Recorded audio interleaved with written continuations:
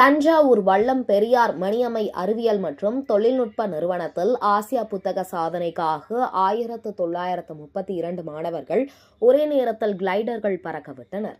பெரியார் மணியம்மை அறிவியல் மற்றும் தொழில்நுட்ப நிறுவனம், தஞ்சாவூர் ஏரோஸ்பேஸ் நிறுவனம் இணைந்து இளம் தலைமுறையினரிடையே விண்வெளி, புதுமை மற்றும் பொறியியல் துறைகளில் ஆர்வத்தை ஏற்படுத்தும் விதமாக 1000 கனவுகளின் விமானம் என்கிற பிரம்மாண்டமான விண்வெளியை சார்ந்த இந்நிகழ்ச்சியை இந்தியா புத்தக சாதனை மற்றும் ஆசியா புத்தக சாதனை முயற்சிக்காக நடத்தினர்.